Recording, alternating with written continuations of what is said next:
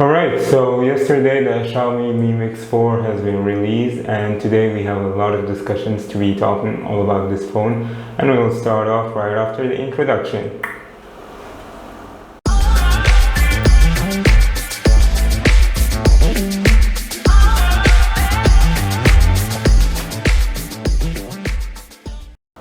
What is going on, guys? My name is Baha. If this is your first time watching me, I do all sorts of videos regarding traveling, personal vlogs, cars, and technology. And today we will be talking about the recently released device yesterday, the Xiaomi Mi Mix 4, my bad, the Xiaomi Mi Mix 4.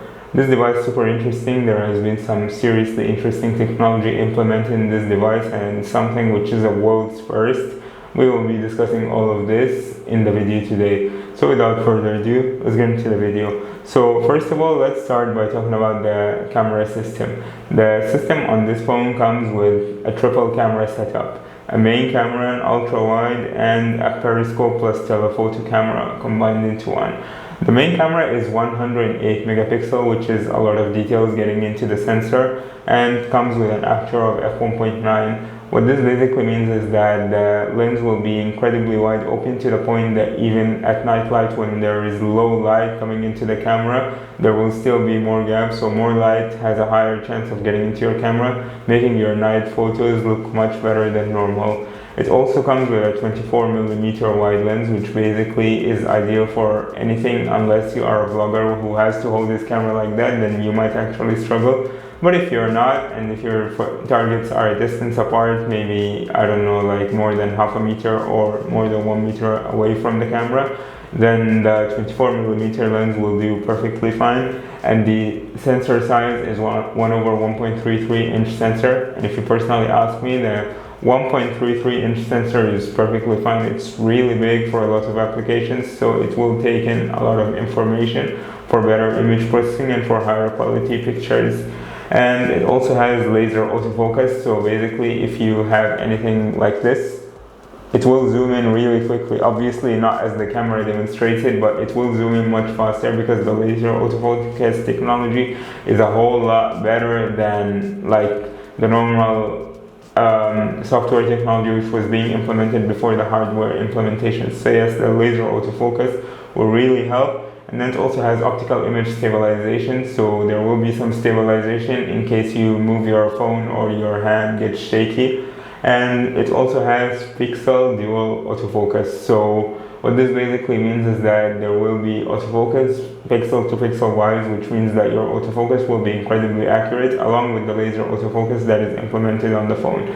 The second camera that comes on this phone is the 8 megapixel periscope and telephoto lens. This one has an aperture of f4.1, not ideal for night photography, but for daytime when it gets really bright, then this is a perfect case scenario of a sensor of an aperture of f4.1.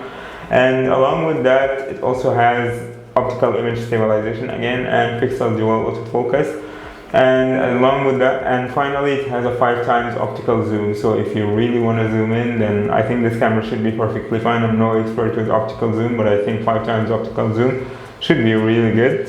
And finally, the last camera that exists on this system is the ultra-wide camera. It's a 13 megapixel f2.2 12mm width camera. 12mm is incredibly wide. It's wider than the 18mm that I'm using to record this video. So once again, if you're using it for vlogging, I think 12mm will be perfectly fine for you. And apart from that, an f2.2 again is really good for low light. So yes, I personally believe that this camera will be really set up for good low light. The image sensor size on the ultra-wide lens will be 1/3.06-inch. Not a really big sensor, but I think that's perfectly fine. The angle of view is 123 degrees, and yeah, that's about it for the camera system. So script is here. So as I have mentioned, then I think that this camera system is going to be incredibly fine both for daylight and night photography for you. And in terms of features, we do have the dual LED flash. So there will be some flash going on when you're recording at night, or when you're taking pictures at night. And it also has a high dynamic range and a panorama mode. To those of you who don't know what a panorama mode is, basically you hold the button of the camera and then you just record it all the way, and you will get an incredibly wide picture, much wider than normal. It's a really cool feature, do check it out. And high dynamic range basically means that the saturation will be covered and other factors that influence the camera in daylight will be controlled much better. It's HDR10 Plus. Let's get into the video area of this camera. So the camera on this mobile phone will come with an 8K 24p. 8K, like as far as I remember, there was only 4K 30 and 4K 60 recently, so I think that this might be a world's first 8K 24p, unless I'm missing something out. Do let me know in the comments if I have missed it out. And as well, it comes with 4K 30p and 60p, so 4K is perfectly fine on this phone as well. 1080p at 30 frames per second, 60 frames per second, 124 frames per second, and get this, 480 frames per second. When you thought that 120 frames per second of slow motion was incredibly cool, 480 frames per second is going to be an absolute blast for anyone who truly loves slow motion. This is my personal opinion on the matter, but it might be different for you. Maybe you're one of these who goes for 960p, but for me 480p is perfectly fine. And it comes with a few sensors and stabilizers. This includes the gyro and the electronic image stabilization. Just in case optical image stabilization wasn't enough for you, then you also have the digital electronic image stabilization and HDR10 Plus, as we have mentioned earlier. Now for the selfie camera, listen to this. This is the selling point. It has an under display. This is a world's first. This has never been implemented before. 20 megapixel selfie camera. Under display basically means that under the display the camera is hidden. So basically your entire display now will be flat out smooth. I think they have finally reached their target. And it has a 27mm wide angle. So again, this is going to be perfectly fine if you're not vlogging with that. And a 1/3.4-inch sensor size works perfectly fine for me. Unless you're going low light, then I think the sensor should have been a little bit bigger. And 1080p at 30 frames per second. This is the only option that the phone comes with. Now let's talk about the display of this phone. The phone comes with an AMOLED display which has 1 billion colors. This is not 16 million colors like last year's phones. This is 1 billion colors. So the color processing will be a whole lot more accurate. Your results will be a whole lot more crispier. So this is an advantage for you as a user. And it comes with 120 Hertz display. So this is going to be incredibly smooth for anyone scrolling up and down. It comes with HDR Plus, Dolby Vision, and 800 nits. 800 nits is basically going to be incredibly bright if you're using it under the sun. Should cover for a majority of your basic needs, hopefully, unless you have like a super sun going on in your life. But after that, let's go to the size of the display. This is actually a 6.67 inch, 107.4 centimeter square display with 87.6% of screen to body ratio. So this is going to be really big for pretty much anyone. The resolution of this display will be at 1080 times 2400 pixels, so this is still a 1080p resolution display, and a 20:9 aspect ratio with 395 pixel per inch density. In terms of protection, this comes with a Gorilla Glass Victus, and that's a premium quality. Let's get into the body of this phone. For the body, the dimensions are 162.6mm of length, 75.4mm of width, and 8mm of depth. So this is going to be a really perfect phone for anyone who's willing to buy it. In terms of size, it shouldn't be too big for your hand unless you have really small hands. And in terms of weight, this phone is 225 grams. Shouldn't bother you at all, since majority of our phones are basically over 200 grams. Like extra 25 grams, you wouldn't actually feel it. And in terms of build quality, as I mentioned before, it comes with a Gorilla Glass Victus and a ceramic back and ceramic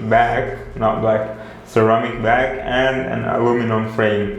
For the SIM card of this phone, it has a nano SIM along with a dual standby as well, nano SIM, and it comes with IP53 dust and splash resistance. Not sure if this is official or not, but I do believe that it should be official.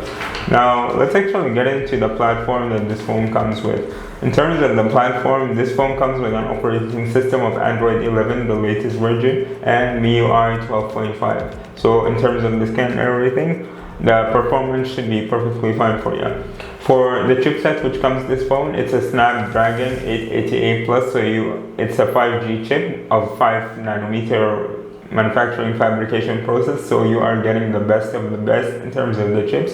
This is the very high end, and it comes with an octa-core CPU and an Adreno 660 GPU. Again, I have not tested this out for gaming, so I couldn't really comment. I'm not a mobile gamer myself.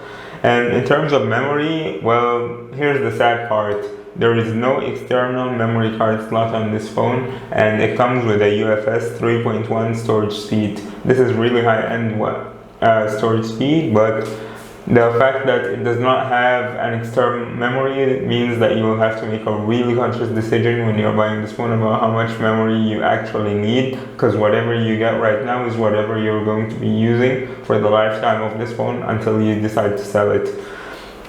And the phone actually comes with 4 options. It comes with 8 gigabytes of 128 gigabytes of storage, 8 gigs of RAM, and then it comes with 8 gigs and 256 gigabytes of storage, 12 gigs of RAM and 256 gigabytes of storage, and 12 gigabytes of RAM and 512 gigabytes of storage. Personally, for me, I would say that if you can afford this phone, just go for the 8 gig 512, just so that you do not have to carry the hassle of actually deciding how much storage you actually need and then getting into problems later on when you run out of storage because there is no external memory card.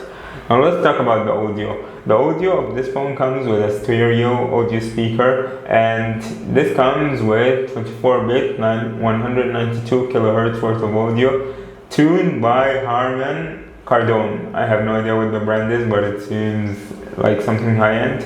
And well, you don't need me telling you, it comes with no 3.5mm headphone jack. In terms of features, this phone actually has a few of them. It has the under-display fingerprint scanner, which came out with the S10 and S10 Plus back in 2019. Nothing new here. And it comes with a gyroscope, an accelerometer, proximity sensor, and a compass. Everything's perfectly fine, exactly as you would expect. Let's talk about the battery. For the battery of this phone, it comes with a LiPo 4500 milliamp hour battery, so this should last you enough for a day, but the charging speed is the real deal breaker here. It comes with 120 watts of fast charging, and as Xiaomi has advertised it in their event, this could literally charge the phone from 0 to 100% in 15 minutes. So if you just wake up, put your phone in charger, go take a bath, dress up, and as soon as you're almost ready for work in like 20 minutes, your phone has already charged from 0 to 100. And it also comes with 50 watts of fast wireless charging. So as Xiaomi claims it could go from 0 to 100 in just 28 minutes. These are some seriously staggering speeds if the claims done by Xiaomi are real. Hopefully, if I ever get my hands on this phone, then I will be doing all of the testing, but considering how many subscribers I have right now, I don't think that I'll be getting my hands on this phone anytime soon. And it also comes with Quick Charge 4.0, which could handle the 120 watt and 50 watt claims, and power delivery 3.0, so your phone will get all of its power delivered across whatever applications you use insanely quickly. Now let's talk about the colors and the price. So in terms of colors, this phone comes with 3 options: ceramic black, ceramic white, and shadow gray. And in terms of the prices, I'll be mentioning them in euros only for now. You can do all of the conversion online, or I might even link a website down below that has done the conversions for majority of the currencies that exist, or at least that I'm aware of. So, like I mentioned, the 8 gigs 128 gigabyte version comes with 660 euros. The 8 gigs 256 gigabyte version comes with 700 euros. The 12 gigs 256 version comes at 765 euros. And the top end 12 gigs 512 gigabyte storage comes with 830 euros. So personally for me, if I had 750 euros that I want to blow it on a phone, would I buy the Xiaomi?